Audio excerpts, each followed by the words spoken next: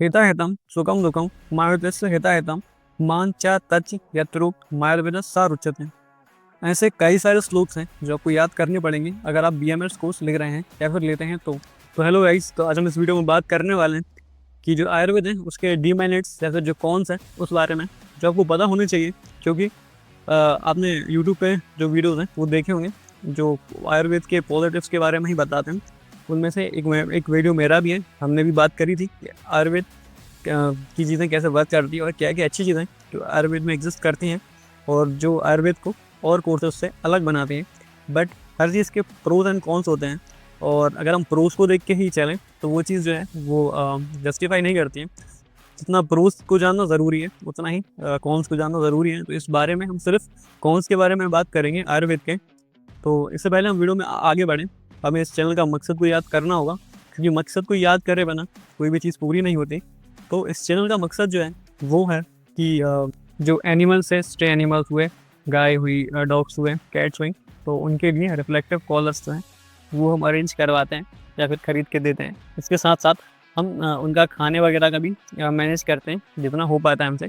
तो इस चीज़ में आपको हमारा साथ अगर देना है तो इस चीज़ के लिए आपको चैनल को सिर्फ सब्सक्राइब करना है, एक लाइक करना है, एक प्यारा सा कमेंट करना है अगर आपको हमारी वीडियो से कुछ जानने को मिला या फिर कुछ नई बात पता चली। और तो हम आगे बढ़ते हैं हमारी वीडियो में। तो पहली चीज़ जो आपको इस कोर्स से परेशान कर सकती है वह संस्कृत भाषा। जैसे वीडियो में स्टार्टिंग में आपने श्लोक देखा, तो वो जो श्लोक है वो सबसे ईजी श्लोक है आयुर्वेद में। अगर आप एंटर करेंगे तो सबसे पहले के 2-4 श्लोकों में वो पहला श्लोक ही आप पाएंगे। तो कहने का मतलब ये है कि आपको संस्कृत पढ़नी पड़ेगी, क्योंकि जो वेद और शास्त्र हैं हमारे चिकित्सा के वो संस्कृत में ही है और जो उनका कोर है या फिर एसेंस है वो आपको संस्कृत भाषा में ही मिलेगा। हालांकि उन चीज़ों को ट्रांसलेट किया गया है इंग्लिश में भी और हिंदी में भी, बट संस्कृत पढ़ना मस्ट है और काफ़ी ज़रूरत पड़ती है संस्कृत की। इनफैक्ट आयुर्वेद के पहले साल में आपको संस्कृत एक डेडिकेटेड सब्जेक्ट भी है। उससे होता है क्या, आप संस्कृत के बारे में जानते हैं, सीखते हैं, ताकि आपको संहिता और जो आयुर्वेद का ओरिजिनली जो टेक्स्ट है उसे पढ़ने में और समझने में हेल्प हो। वो चीज़ क्या होता है कि जो बच्चे इंग्लिश स्कूल से आए या फिर जिन्होंने इंग्लिश ही पढ़ी है और अगर हिंदी पढ़ी भी है तो कहते हैं ना कि कब जान छूटे उस हिसाब से पढ़ी है। संस्कृत तो मेरे ख्याल से 8 के बाद कोई सोचता भी नहीं कि हमें पढ़ना पड़ेगी। तो वो सब चीज़ें जब कॉलेज में आपको आती हैं तो वो चीज़ पूरी अलग होती है और कोर्सेज से। और श्लोक्स को याद करना और लिखना एक बड़ी वो चीज़ बन जाती है, एक बड़ा चैलेंज बन जाता है।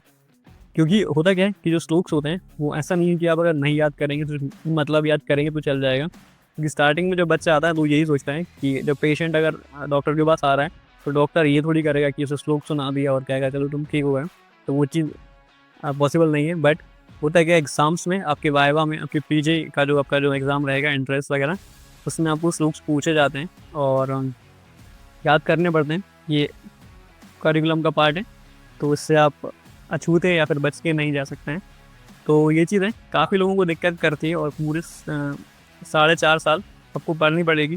क्योंकि कहीं कहीं लोग बोलते हैं कि यार 1 साल ही पढ़ना है, बट ऐसा नहीं है। पूरे कोर्स के दौरान आपको हिंदी संस्कृत के बिना आपका नहीं चलेगा और श्लोक्स याद करने ही करने पड़ेंगे। दूसरी चीज़ हम बात करें कि जैसे कि और कोर्सेज होते हैं, फार्मेसी ले लो, एमबीबीएस ले लो, बीटेक, एमटेक वगैरह, बीएमएड, जितने भी सारे कोर्सेज हैं उसके जो मटेरियल हैं वो आपको इंटरनेट पे इजीली मिल जाते हैं और ऑथेंटिक चीज़ें मिल जाती हैं। इनफैक्ट आपको नई नई चीज़ें पता चलती हैं अगर आप इंटरनेट को सर्च करते हैं उस बारे में।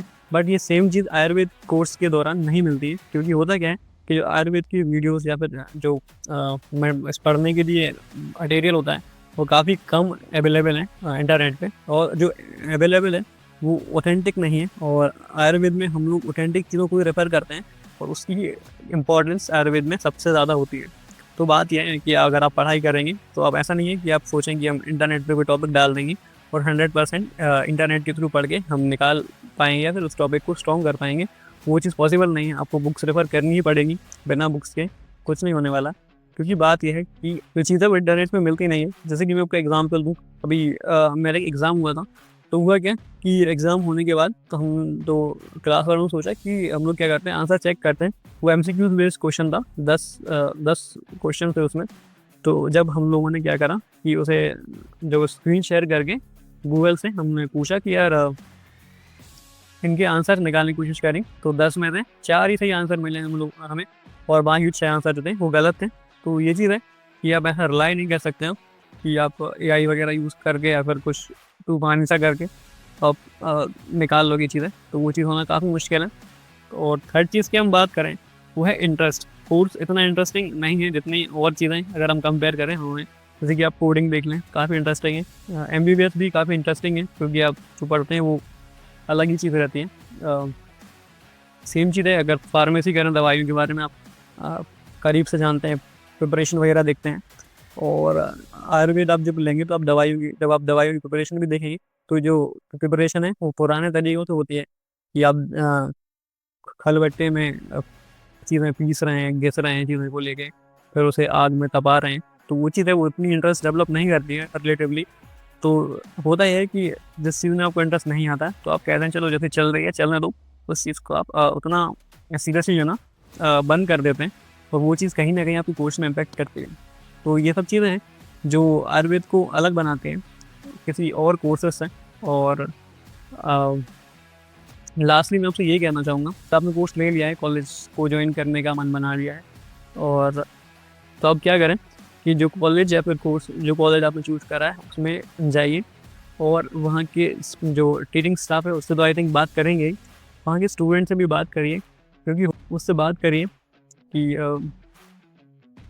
कैसा कॉलेज है, कि बच्चों की अचीवमेंट क्या है, और बच्चों आज जो कॉलेज से पढ़े हुए बच्चे अभी क्या कर रहे हैं, मतलब क्या अचीवमेंट है बच्चों की, स्टूडेंट की, कैसे चीज़ें वर्क करती हैं, क्या क्या रूल्स वगैरह हैं, कुछ हिडन चीज़ें तो नहीं है, हिडन चार्जेस हुए या फिर कंडीशंस होती हैं, जैसे कि 1 साल हॉस्टल आपको रहना ही है, वो किसी किसी हॉस्टल में रहता है।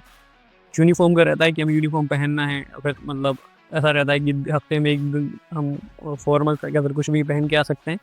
तो वो चीज़ है, क्योंकि यूट्यूब पे काफ़ी लोगों का कमेंट मैंने देखा है कि सब पूछते हैं कि भैया ऐसा होता है कि हफ्ते में से हम 1 दिन खुद का मन भी पहन के आ सकते हैं क्या, जैसे हॉस्टल में कंपलसरी है क्या नहीं। तो वो चीज़ है, आप मेरे से लोग पूछते हैं, तो वो चीज़ आप कॉलेज में जाके क्लियर करिए, वो बेस्ट होता है। क्योंकि बात ये है कि आपने एक चीज़ सुनी होगी कि एक गार्डन कितना अच्छा है, वो चीज़ है वो हम सिर्फ गार्डन के फूल देख के ही बताते हैं, क्योंकि वही मैटर करती है।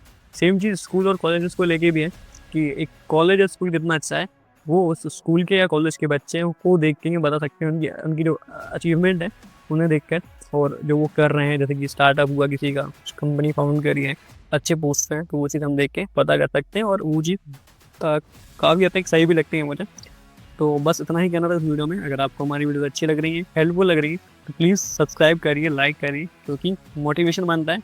और हमारी चैनल में वीडियो रेगुलर नहीं है, उसका एक कारण ये भी है कि आप लोग सब्सक्राइब नहीं करते हैं, तो इसलिए फिर उतना पुश मिलता नहीं है कि रोज़ रोज़ शूट कर पाएँ।